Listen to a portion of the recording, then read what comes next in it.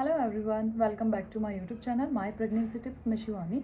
आज इस वीडियो के माध्यम से हम जानेंगे डिलीवरी के बाद कमर दर्द क्यों होता है, कमर दर्द होता है तो हमें क्या करना चाहिए। इसलिए मेरे साथ वीडियो के लास्ट तक बने रहिएगा। अगर मेरा वीडियो पसंद आए तो प्लीज़ मेरा channel like, share and subscribe कीजिएगा।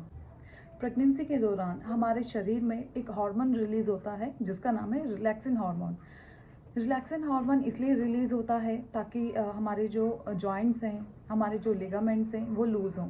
वो लूज़ होंगे तो नॉर्मल डिलीवरी इजीली हो पाएगी। जब भी हार्मोन रिलीज़ होता है तो हमारी जो बैक होती है उसमें स्पेस आ जाता है। स्पेस आने की वजह से डिलीवरी के बाद कमर दर्द हो सकता है।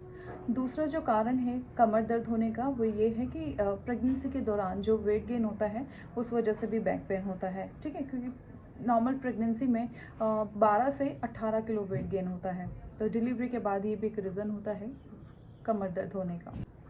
प्रेगनेंसी के दौरान हमारी बॉडी में से बहुत सारा विटामिन डी और कैल्शियम बच्चे के जो प्रोसेस में चला जाता है। ठीक है, तो ये भी एक रीज़न है कमर दर्द होने का। डिलीवरी से पहले सिर्फ अपना ध्यान रखना होता है ना। तो डिलीवरी के बाद एक रिस्पॉन्सिबिलिटी और बढ़ जाती है बेबी की। बच्चा कहने को सिर्फ 3-3.5 किलो का पैदा होता है, बट उसको दिन भर में कितनी बार उठाना पड़ता है, दूध पिलाना होता है, उसका सुसु पोटी साफ़ करना पड़ता है। तो ये भी एक रीज़न होता है बैक पेन होने का। डिलीवरी के बाद जो फीड कराते हैं, है ना, गलत तरीके से अगर आप फीड करा रहे हैं तो वो भी एक रीज़न हो सकता है बैक पेन होने का।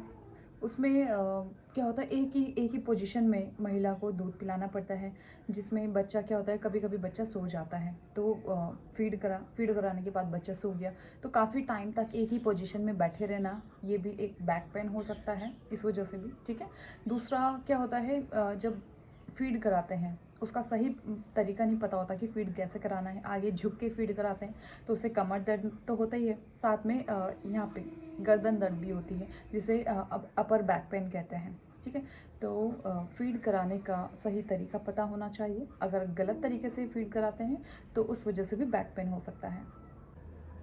तो ये वो कुछ कारण थे जिस वजह से बैक पेन होता है ना। तो अब हम जानेंगे कि अगर बैक पेन होता है तो हमें क्या करना चाहिए। नंबर 1, डिलीवरी के बाद, चाहे आपकी नॉर्मल डिलीवरी हो चाहे सिजेरियन डिलीवरी, आपको एक्सरसाइज करनी चाहिए। नॉर्मल डिलीवरी में 1 से 1.5 महीने के बाद आप एक्सरसाइज कर सकते हैं। अगर सिजेरियन डिलीवरी है तो आप 2 से 2.5 महीने के बाद आप एक्सरसाइज कर सकते हैं। एक्सरसाइज कर सकते हैं, योगा कर सकते हैं, ब्रीदिंग एक्सरसाइज कर सकते हैं, वॉक कर सकते हैं। ठीक है, तो ये सब करके भी आपको बैक पेन में थोड़ा रिलीफ मिलेगा।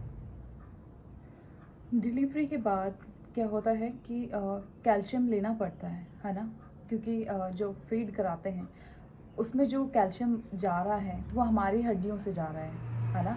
तो बहुत सी महिलाएं होती है पूरा 9 महीने तक तो पूरा प्रॉपर कैल्शियम लेती हैं, कैल्शियम की जो टैबलेट होती है आयरन कैल्शियम की, तो आफ्टर डिलीवरी विज़िट करना बंद कर देती हैं, है ना। और जो कैल्शियम बताया जाता है लेने के लिए वो कैल्शियम की टैबलेट नहीं लेती हैं।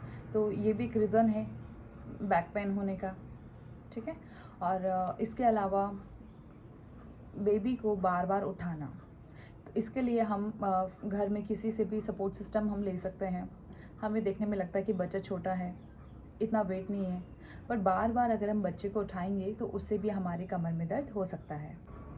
जब आप फीड कराएं तो आपको इस बात का ध्यान रखना चाहिए कि आपको आगे झुक कर के दूध नहीं पिलाना है ना। जब आप फीड कराएं तो अपने गोद में पिलो रख लेना है। पिलो रखने से क्या होगा, आप आगे की तरफ नहीं झुकेंगी, आपके शोल्डर भी डाउन नहीं होंगे, आपकी जो ये नेक है ये भी नहीं झुकेगी। अगर आपका सही पॉस्चर होगा तो भी कमर दर्द नहीं होगा। डिलीवरी के बाद आप मसाज भी करा सकती हैं। मसाज कराने से भी जो बैक पेन की प्रॉब्लम है उसे छुटकारा मिलेगा। इसके अलावा आप हॉट बाथ ले सकती हैं। डिलीवरी के 6 महीने तक कम से कम आपको गर्म या गुनगुने पानी से नहाना चाहिए, ठंडा पानी अवॉइड करना चाहिए।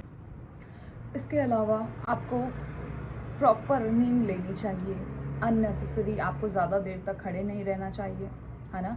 तो आज की इस वीडियो के माध्यम से हमने जाना डिलीवरी के बाद कमर दर्द क्यों होता है, कमर दर्द होता है तो हमें क्या करना चाहिए। आई होप आपको मेरा वीडियो पसंद आया होगा। मेरा वीडियो अच्छा लगे तो प्लीज़ मेरा channel like, share and subscribe कीजिएगा। Thank you.